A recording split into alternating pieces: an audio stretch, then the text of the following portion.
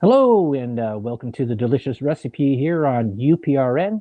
If you're checking us out, you can check us out on the delicious recipe, any UPRN site, their YouTube site, UFO Gods and Extraterrestrials, UFO Paranormal Radio. Um, there's anywhere podcasts are basically played. Tonight's episode is called What's Cooking, and I have my other half joining me there tonight, Lorilei. Say hi, Lorilei. Hi, Lorilei. I'm the host of the Angel Rock here on Monday nights.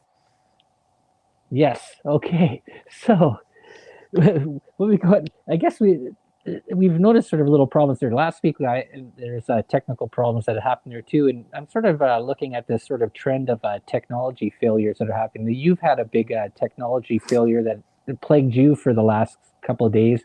That was why I was sort of lucky that you got it sort of fixed out there during the last 48, 72 hours and that. And I've noticed this, and people out there listening. Okay, this is just all opinions and just looking at stuff, and just some parts a little bit sarcastic and opinions. It's for entertainment purposes only. We're just throwing everything in the pot and finding out what things are going to be there. But I've noticed, and I've mentioned this many times, is that it seems to be is that as we progress and our technology gets better, the length and of the technology seems to decrease. Would you sort of see that as being like that? Yes, nothing makes me crankier. I'm trying to get in peppier spirits, but nothing makes me crankier. And good thing, and I know a lot about tech. I'm usually showing you how to do it. It has literally taken me 2 days, and probably I was still fixing my phone up to the last 20 minutes, and I still got another whole probably 8 hours, 12 hours of trying to fix it. We have Apple devices which aren't supposed to be able to get viruses. That is absolute crap. Again, our personal opinion, but they removed all virus scanners, anything to remove it. So, for example, with my phone, and I would have to tell my people on my show and my guests before the show and during the show, if I disappear, it would go into the spinning wheel of death and disappear. And then I'd be kicked right out. It was getting insane and completely corrupted the files. Anyways, to answer your question, absolutely. You and I have talked about this many times off air, and I'm sure there are many people that will agree with us that what Mm-hmm. they've done as technology progresses is they only update it for a few years and they force you to go get a new device or a new gaming system. But you can't even use, before when they used to do this, say with a gaming system, you could use the old games on the new system.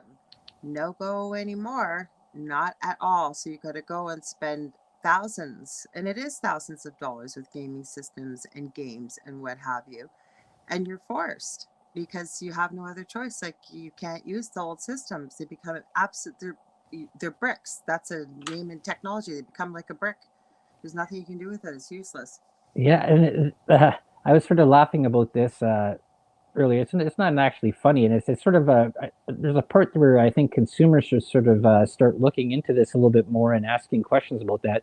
And I just want to say shout out there to Hey You and Kitty Pot there. They're watching the ones and twos in the back there, so they're checking things out. But I'm glad that you guys are around, and I'm glad that you guys are a part of the show.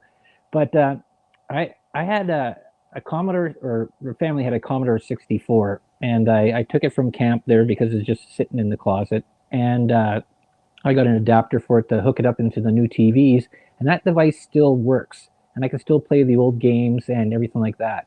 Now, the part is that we this this little uh, Apple phone, I think this is a 5 or something like that. This is no longer to be used. It's a Uh, brick. yeah, it's unbelievable. This Commodore 64 from the 80s is I can still use it even with the hard drive and the floppy disk and stuff like that. But this little phone here is they outsource, or not outsource, they eliminate the use of this thing, that is no longer valid to Mm-hmm. be used for anything else. You can't even play games on it anymore. You could probably take pictures on it and that, but No, but your apps too, like before you could transfer your apps that you mhm, paid for. And I'm finding now that even things that I bought they're now creating the same app but updating the operating system to work with the operating system of the newer system. So now you got to Right. go repay for the app again. Right. And Mm-hmm. that was the whole part, is that I think this big scam that's in there, and this is just opinion, is that you keep on getting these updates that seem to happen with, especially with the Apple stuff, and it goes with other companies as well. I'm not just picking on Apple, but just that's because of the device that I'm most using there. Is that as Mm-hmm. soon as the device goes up, like we're on an 12 iPhone 12. I think they're up to what now, a 14 or a 15 or A something like that. 14, I think. Yeah, and so it doesn't make any sense that they keep on updating this firmware, and they keep on going firmware and updates and that, and then it becomes, this device is no longer at this time to be available to use on the network, which doesn't make sense. Well, it does make sense in the part that they want you to buy more phones, But when and is enough money enough money? Like, seriously. yeah, Mm-hmm. but even the part there, like I've gone through well, since we've been together, 5 TVs, and I had my family had an old Zenith that was around for like 27, 28 years. So in 13 years, I've gone through 5 TVs. These And our TVs aren't considered state of the art TVs because right, we don't have smart TVs. right, Mm-hmm. and it just blows me away. And I watched this show there this morning. Corsican technology. This guy, I think he's out of Europe, and he was showing there these LCD light bulbs that you get. Right, they're supposed to like last. They're bright and they last longer, and they don't use as much energy. And then when they finally die, uh, there people throw them out. And he showed a way that you can maintain the life on it, because what it ends up being is that inside the light bulb, if you take off the plastic shielding diffuser cover, Mm-hmm. which you can do, is it's you can go and check this stuff out on YouTube there, people. And if you go and put this black tar compound, caulking compound for windows, outside windows, that, and you just put it around the dead uh, little LED light and attach it back into the wire, because it's a good conductor. The rest of them will go on, because all the little bulbs are in series, right? It's just like your everybody that's out there that knows about Christmas lights, where you get that one bulb that's in there in the chain, Yeah. Yeah. and then it shuts off all of the Christmas lights. Right. But and the thing is, it's purposely done that way, and there's purposely done uh, materials in there to fail over a certain period of time. And then he was also talking about is that these the temperature of the lights is that they purposely insulate them to make sure that it's hotter, to make that the wires fail, right? That they burn out. And like the Edison light bulb is still burning. Like it's and that was the first one that was ever done. And then you look at everything else, is that you get whatever 5,000 hours, or when you buy light bulb Sylvanias or whatever, or the generic brands, they tell you, says, well, this is good for 25 or 5,000 hours or something like that. But I just find it amazing that more people don't talk about and go and say, hey, make us a product that's going to last. And I've mentioned this many times, there is that going back to old school tools and getting away from the technology part, that you always have a backup that you can actually use. Well, there's that. Plus, with the advent of AI and all these supposed major advances in technology, why are we why are we where we're at? And yet people just accept it. People, if we all banded together, it doesn't matter what it is, but there's more of us than those that are at the helm of this type of thing. And why not stand together and more people say, no, enough is enough. No, like, we've had enough. No, we're not going to get a new gaming system every 2 months or 2 years. We're not getting a new phone Mm-hmm. every 2 years. But the problem is there's a lot of people out there, especially younger generation, that, I mean, when the iPhones come out, not so much now, but back in the past, we've seen people lining up for 3 weeks and 5, 6 weeks at a time before the newer devices come out, because Apple has a convention. It's not called a convention, I forget what it's called, but it used to be every June. Now it's in September, and they unveil all the new Apple products. And people line up for this kind of stuff, and it's a status symbol. Like, I won't name any of your friends, but I know how to do something called jailbreaking. I don't jailbreak my devices anymore because there's a lot more options available with Apple. And it's nothing illegal. It's just the name they used. I learned how to do it because I won an iPhone when they first came out in the US, and they weren't in Canada yet, and that's how you had to do some reprogramming, if you will, to get the phone to work. It was called jailbreaking. And how many friends have you had that over the years, way back, where they found out I knew how to jailbreak and all these cool things could be done? Yet when I took the phone and did it for them, they used the phone for nothing but phone calls, and that was it. Yeah. So it's like, why do you have a $1,200 phone that you, well, it looks good. Yeah. Okay, Well, I'm not going to tell you how to spend your money, but why not just get a regular phone then? Like, what's the difference? Why spend all that money on something you're not going to use? right. Yeah. I guess it comes to the part of purpose and function over Status. right. And Mm-hmm. like just even going back and mentioning like this phone here, great phone. It would work. It still works. Charges great and stuff like that. But it doesn't need to be anything more. But the part is that they keep on updating apps and they keep on updating that and they put it in a part there when they change the operating systems. And that's why I mentioned the Commodore 64. It doesn't plug into the internet. I can go onto the internet if I put a modem on it, like I think it was a 9.6 bit whatever Mm-hmm. router or modem in that, but it wasn't dependent on it.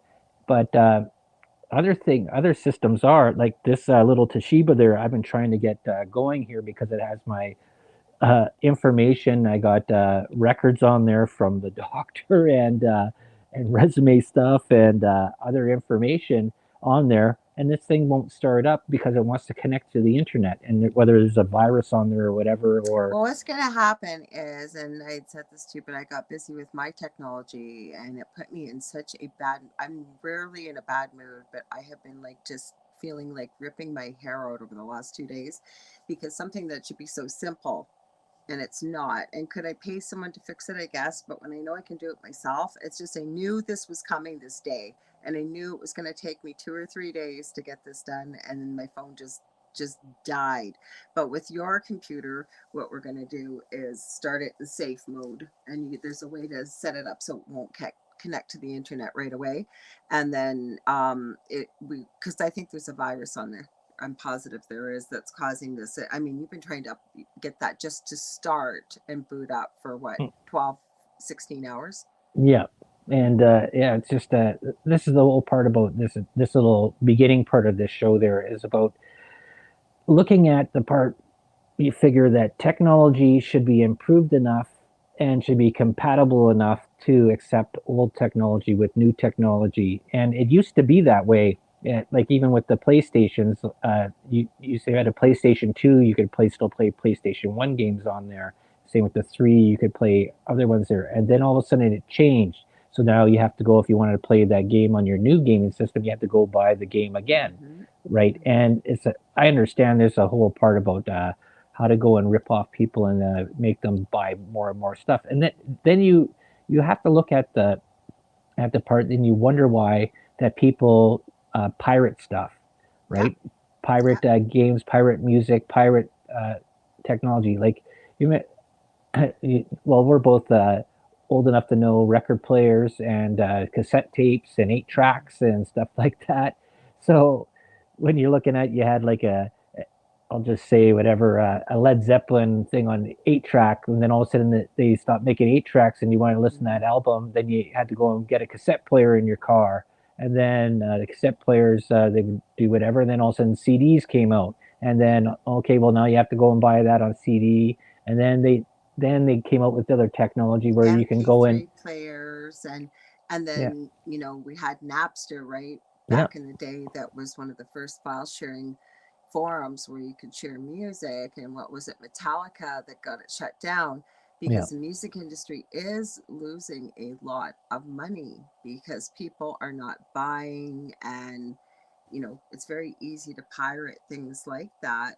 Hmm. But I mean, I understand you got a talent, I understand you got costs and expenses, but it almost gets down to the point of when is enough money enough money? You can't take it with you. And if you're putting all this stuff into product development, great. But with the price of things right now, like everything is going through the roof around the world. So, people don't have the money to be put, well, some people do, but putting that kind of money out for Christmas or what have you, never mind the US, what we've been seeing this. They're saying they got till Thanksgiving in the US, so third last Thursday of November, they may Hmm. not have any more diesel fuel. So what kind of Christmas are we even, because we get affected up here in Canada, whatever happens in the US as well. Right. Yep. Mm-hmm. And that's totally true. And that's why I find it so interesting that I'm looking at these uh, do-it-yourself self-hack things Mm-hmm. and uh, and repurposing old equipment to get it to work uh, in today's times there, so you don't have to go out and buy brand new. Like I even had a pair of shoes I bought, and you figure I had like a pair of work shoes, and after 3 months, the seams had all come apart. Like that's even goes with even clothing and footwear. I got tools. I've mentioned this before that are over like 50 years old, and they're still the steel is Amazing. hard and they're amazing. And then I've bought hammers that have broken and they shattered. Well, that's what I was going to say to you. Like, we're too young for this, but to our grandparents and probably great grandparents back in the day when people bought something, like it was made incredibly well. It was Hmm. made to last. And then I believe it was probably the late 50s into the 60s when they started to realize when they made things that were made to last, people, once they had something, weren't running out to buy another one. So whoever came up with this idea, you know what I mean? Like, it's just, I guess maybe you want to call it consumerism, whatever you want to call it.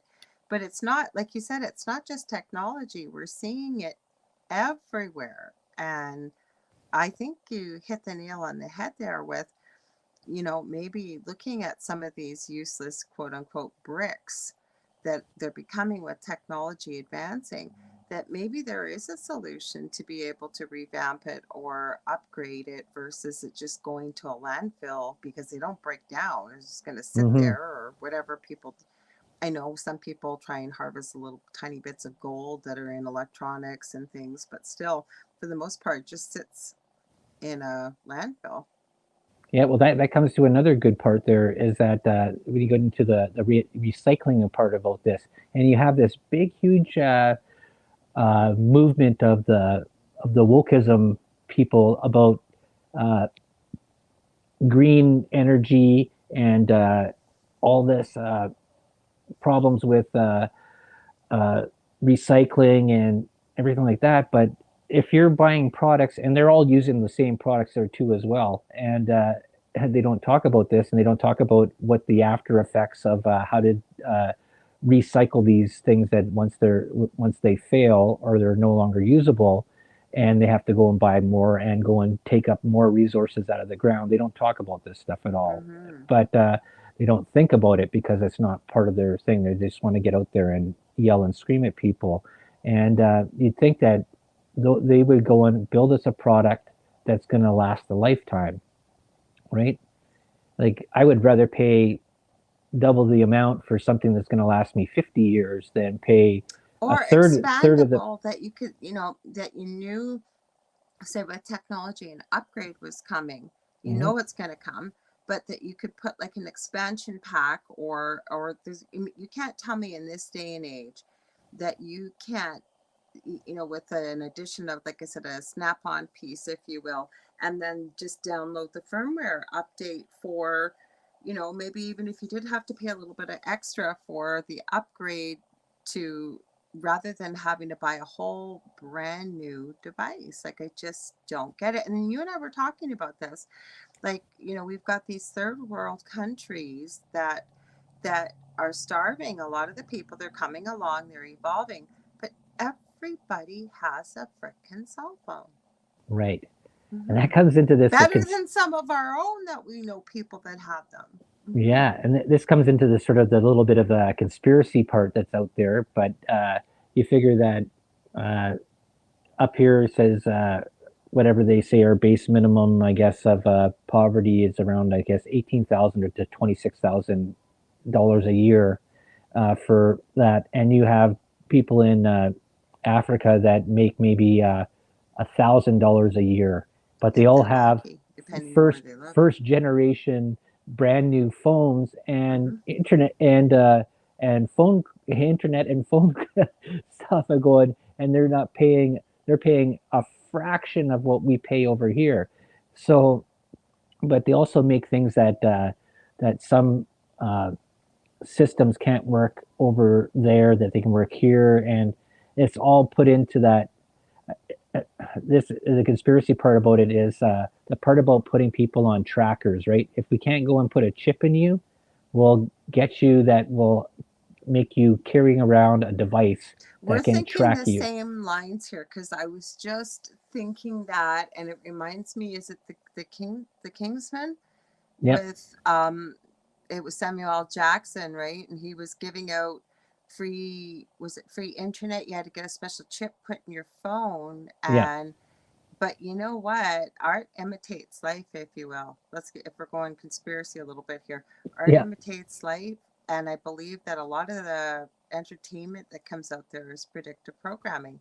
Because whomever is at the helm of this, I won't name names or what suspicions are, because we weren't doing a show on conspiracy, but it's we've seen it time and again. It's almost like I don't know what they got in a written rule in the rule book or whatever it may be, but they let you know what they're going to do. Now it's up to us as the useless eaters, as we're referred to by them. I don't call us that, but um, for us to figure out where they put it. Is it in a movie? Is it in a music video? Is it in a book? Is it in a magazine? Is it in a TV show? But as long as they've told us, and a lot of people don't believe it. A lot of people that don't believe in conspiracy theory will be listening to this going, that's crazy. That's insane. Why would anybody want to do that? Hmm. Actually, Mm-hmm. there was a thing that I watched there, and actually Jimmy Dore came up with a better term there: conspiracy analyst.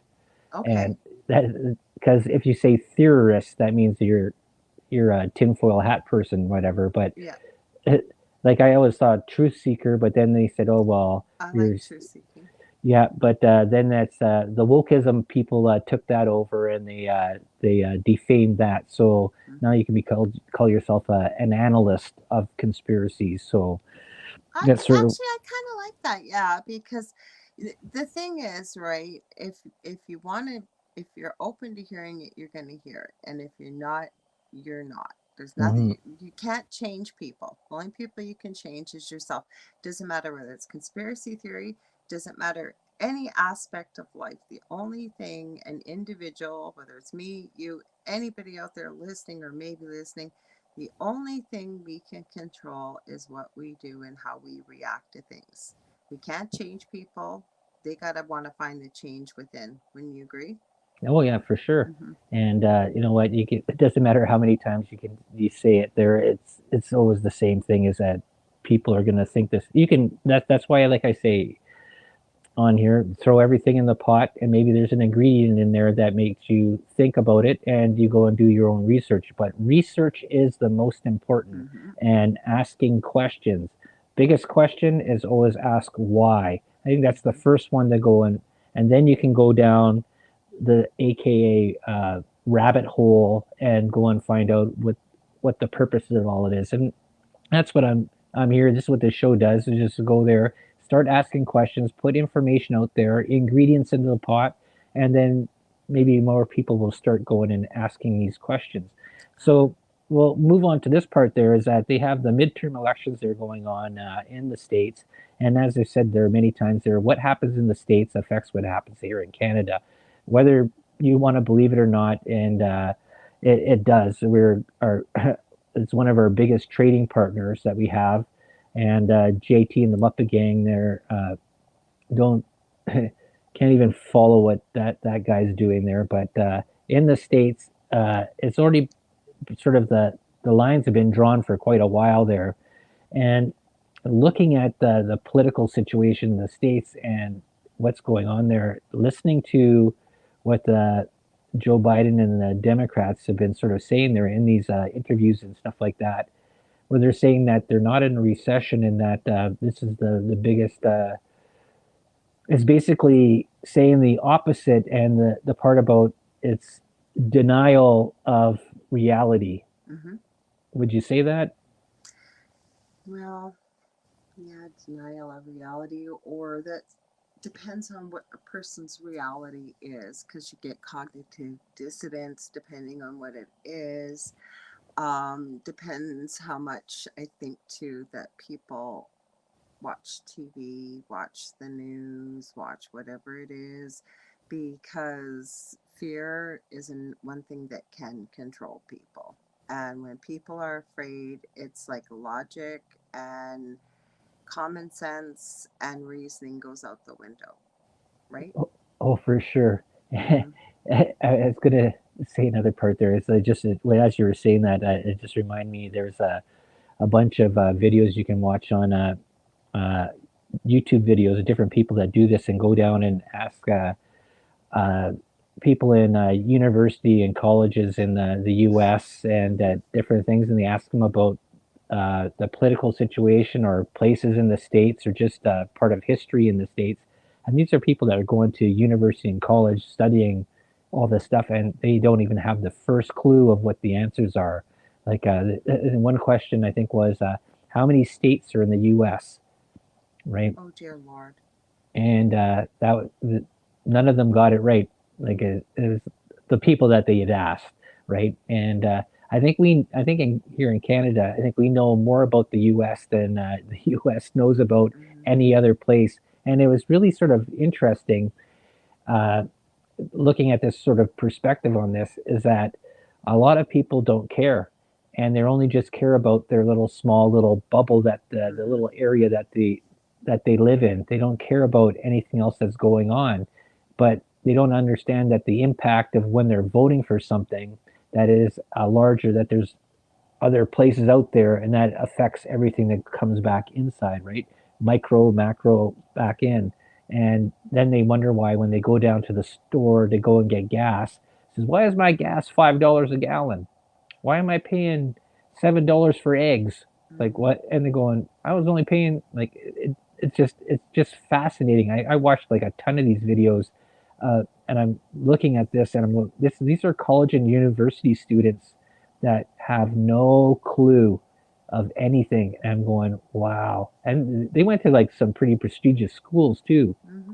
And I was just unbelievably just like there was a few that knew, but a lot didn't, and it was just this sort Mm-hmm. of this ignorance, I guess, in knowing about something else that goes on besides the little bit that you look on your phone.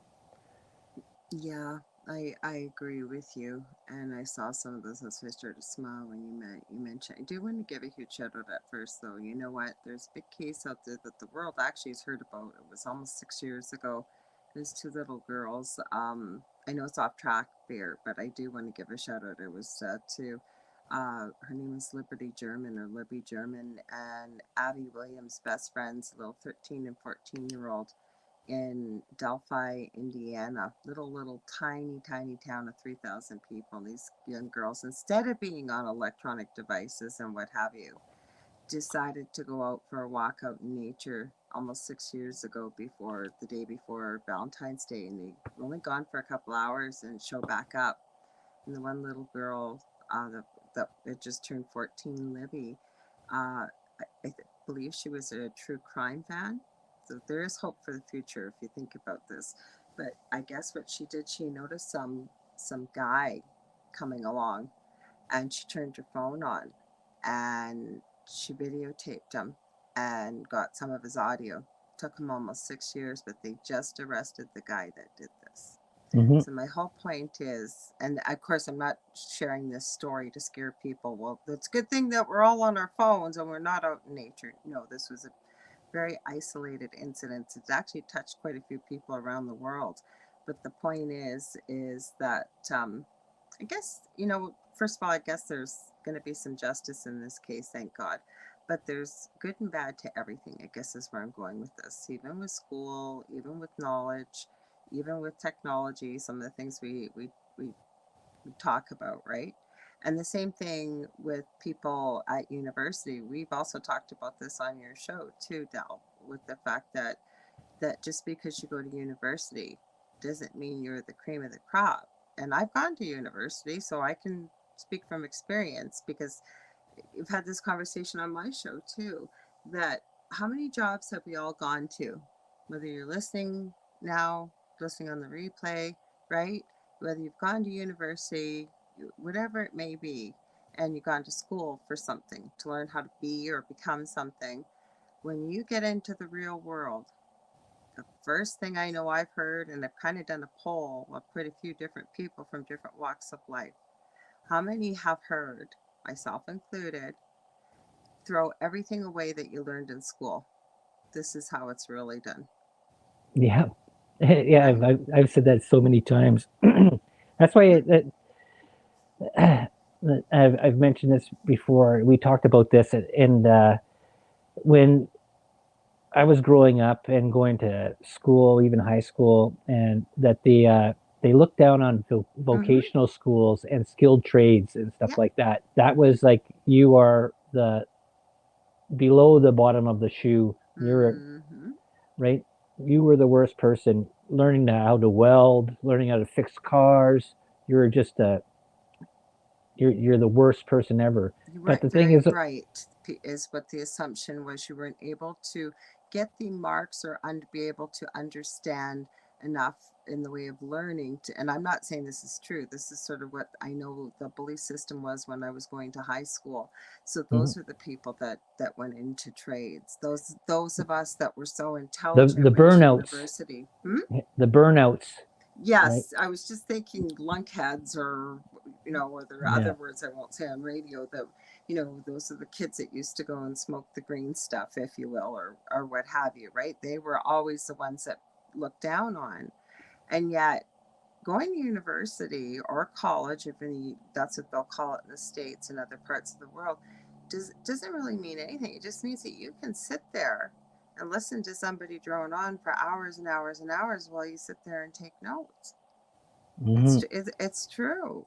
And like, how many people nowadays are going to school, higher education, spending thousands of dollars? Hundreds of thousands in Sorry, some yes, cases. thank you. I meant to say that. Sorry, tired tonight, guys, and I'm trying hundreds of thousands of dollars to get a university slash college education, and yet you're getting them a minimum wage job, because how are you ever going to pay that student loan off? Yet with trades, and when you look at it now, I really believe that they're the people that keep society going. They build our houses. They go ahead, Jane. Are you going to say something? They do all No, kinds of no, stuff. yeah, no. It's just I totally agree. I've mentioned this from the very beginning when I started this show. There is how Mm-hmm. important skilled trades are, and there needs to be a push towards that. Actually, there's um, uh, a person, Dirty Jobs, Mike Rowe, and he's Right. actually started a foundation there back a few years ago Mm-hmm. from his show there, from doing the jobs that the average people do and the work. Like there is, it's an actually interesting show. If you guys want to check it out, you can. There's things you can watch on the internet or YouTube and stuff like that of past shows. He started a foundation, and he goes and pays for uh, whoever gets it, or he picks people and stuff like that. He pays for their skilled trade learning I love and it. to get them into a job, right? Because he does the job for a couple days, and he's like, this is hard and this is what's needed. You are not going to get across that bridge if somebody's not fixing it, painting it, maintaining it, welding it. You're not going to go and get your toilet fixed if you don't have a plumber, right? You're going to Your be go groceries, like, people don't think about the this. Like, truck driver. just over 100 years ago, Yeah. there wasn't really a grocery store. Everybody grew their own things. They farmed their own things. They raised livestock. They killed their own livestock. Like, you think about it nowadays, and when you get in a group of people, and if the conversation turns to something like this, you start talking about how many people could actually start a fire without matches.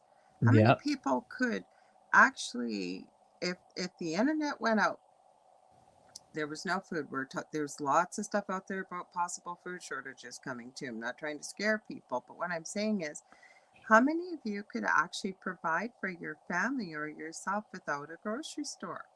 Hmm. And I'm not talking about going to your freezer, about food you've stocked up and stuff. Would you be able to forage stuff? Would you be able to butcher an animal? Would you be able to can foods Preserve. to preserve them, Yep. bake your own bread, do all these things that were normal everyday things just over 100 years ago, and nowadays they're practically foreign to most people. Right. How did you know how to go and tan your own leather and Mm-hmm. do that? And, darn your own socks, Mm-hmm. knit. Mm-hmm. There's so many things out there that are sort of lost, and they were all sort of frowned upon for a lot. Mm-hmm. And this is like we did a show there back a couple of years ago about prepping and that, Mm-hmm.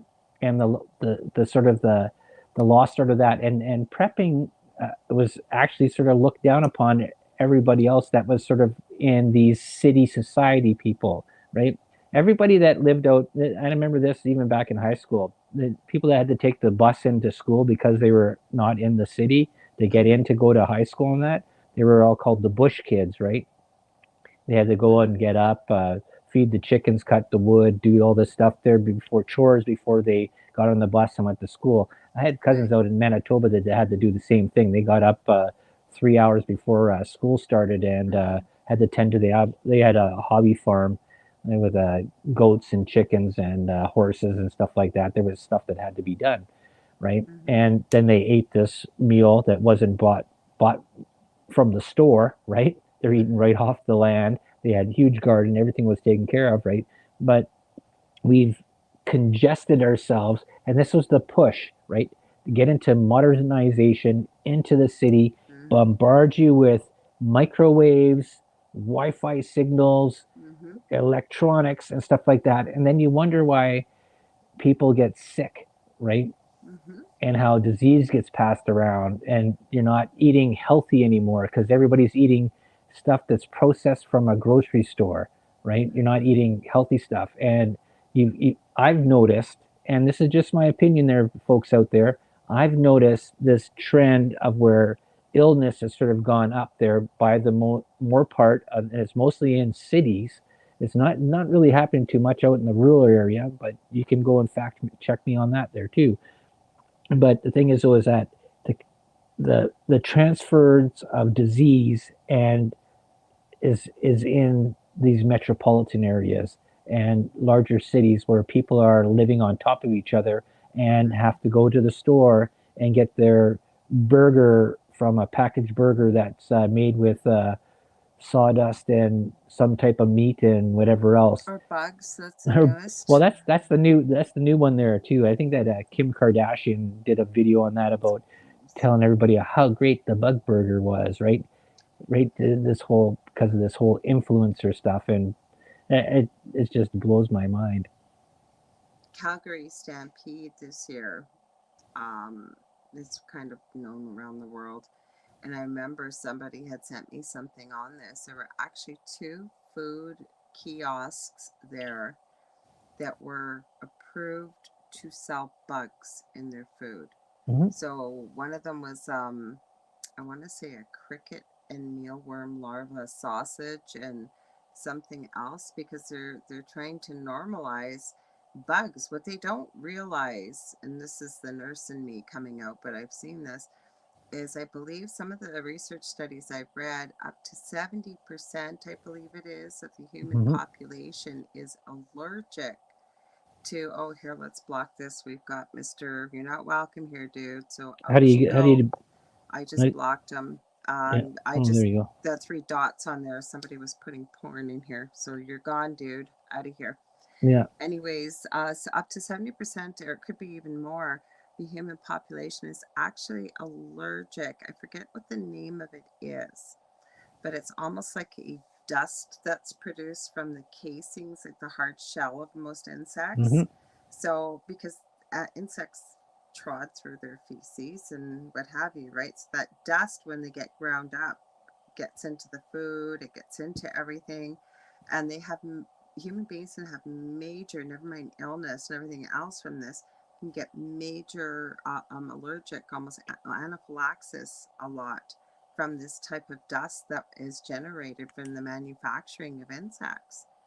So I don't care if Kim Kardashian's eating. I wouldn't care who it was that was eating it. That is not going to entice me to want to eat bugs.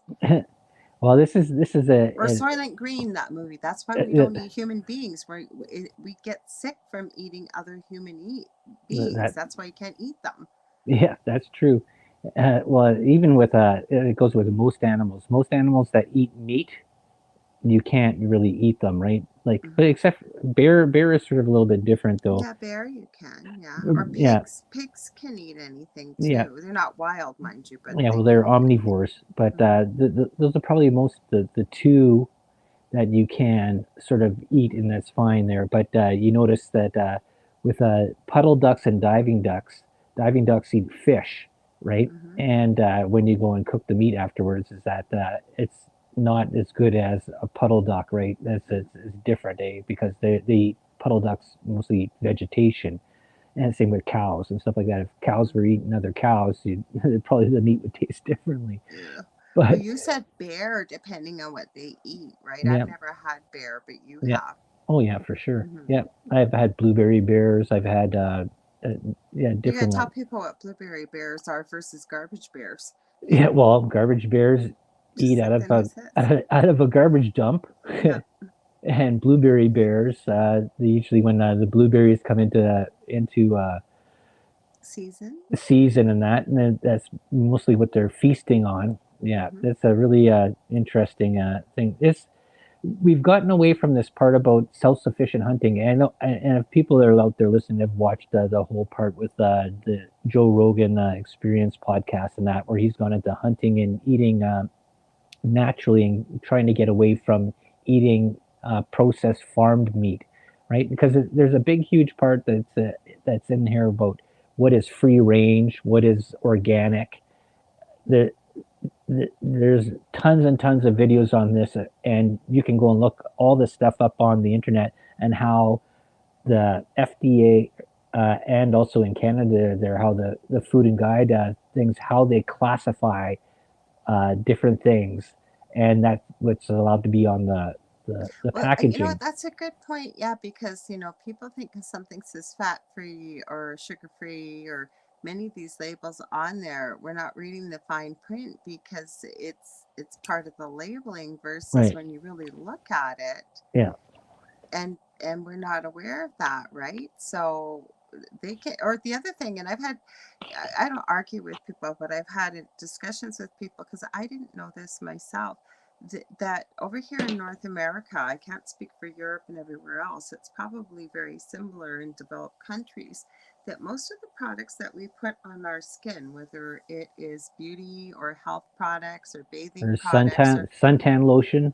none of that is regulated by over in the US, the FDA, Canada, where we live, it's Health Canada.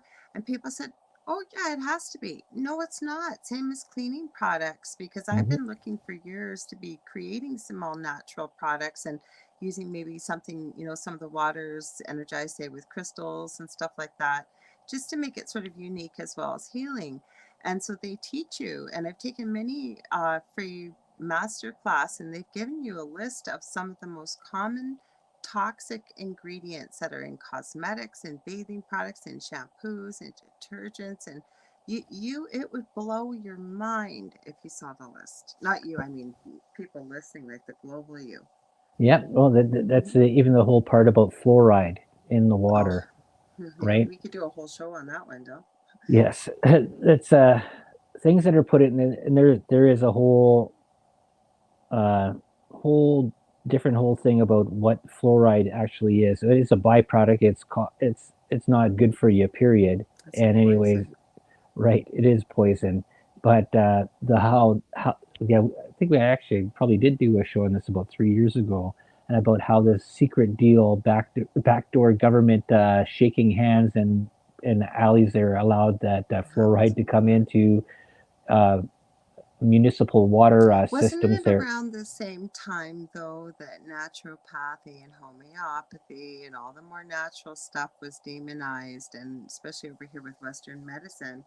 And that's where medical school, there's a whole thing, people. And like you said, Del, looking up with your, research, like you don't have to believe us. We always say that, please, if anything you hear gives you the impetus to go research, please do, because once you start looking, I believe it was in the 1930s, and you'll see sort of who was involved with this and how it sort of switched. But before that, that was the first line of treatment. People went into some of these things that have now been demonized as sort of quackery. I believe that's where the Hmm. word came from at that time too. Yep, and it even goes into the part there with the paper production, like hemp and stuff like that, where hemp you can make clothing out of it, way better paper and that, but the government, the OSS and stuff like that, that they'd gone through and people that were actually in the pulp and paper business and that were invested in that, like J.P. Morgan and stuff like that, and they wanted that not to come out there because it cuts into their business and it's all backdoor deals, right? And that's Mm-hmm. what basically North America is a country of backdoor deals, and people just accept it. They don't want to learn it, and history is being removed where they can't find it anymore. And that's what the sort of the scary thing is, and that's why I say ask questions, W5 it, but start with why. Why is this the way it is? And then do some research. All you have to do is look up and look at many, many different sources, especially when it comes to media. Look in other countries, what other countries are talking about the Excuse media me. Yeah. back at the country that you live in. Mm-hmm. Give the counterpoint. And it's just so scary to see how listening to peers of my own there uh, that they're unaware of this stuff, that Mm-hmm. they just accept it. This is how life is, That's the way it is. It's the right? way it I said is. I Mm-hmm. said a potato 50 years ago is still the same potato today, but it costs way more due to what? That's just the way it Inflation, is. That's right? what they say. When the technology improves, things should get cheaper and easier, Mm-hmm. and they should be more bene- uh, bountiful, right? If you have a tractor that can go and plow 100 football field sides and plant Mm-hmm. potatoes, but you have 100 people that can only do one over a course of a week, Mm-hmm. what do you think is more like?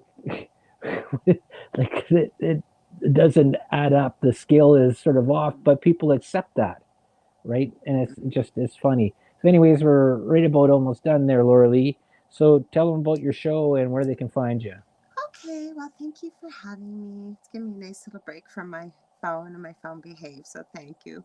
My show, The Angel Rock, is here on 105.3 out of New Orleans, Louisiana, even though we broadcast through UPRN, United Public Radio Network, or otherwise known as UFO Paranormal Radio Network.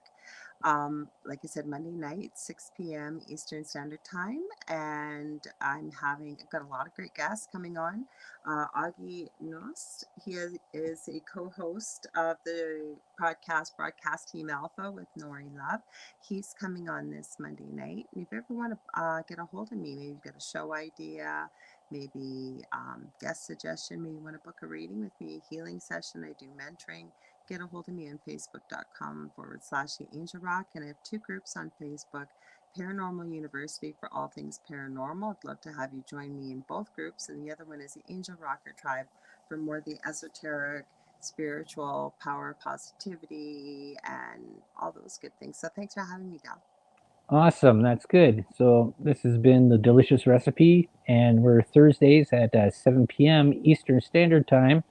And you know, I have to check in with Gavin there and see who's going around there, kicking around as we're Oh, we coming in. got lots I got to get back to. Give a shout out to Yes, Gavin Lee Davies. He always sends us the best guests. So yeah, we will be having some great guests coming up for Christmas. So, that's true. And this is funny is that Thanksgiving in the States is the 24th of November. We already had ours back in October. mm-hmm. And I always found it sort of funny is that all of a sudden there's Christmas stuff out already, Oh, and it was out. Christmas. It was No, out it's been before out. Halloween. Yeah, it's been out for a couple. I'm wearing a Christmas shirt. I Same can here. I'm get you wearing on my the my naughty Motley Crue list. Christmas shirt. Yeah, Yeah, I can get you on the naughty list with Deadpool. yeah. There you go.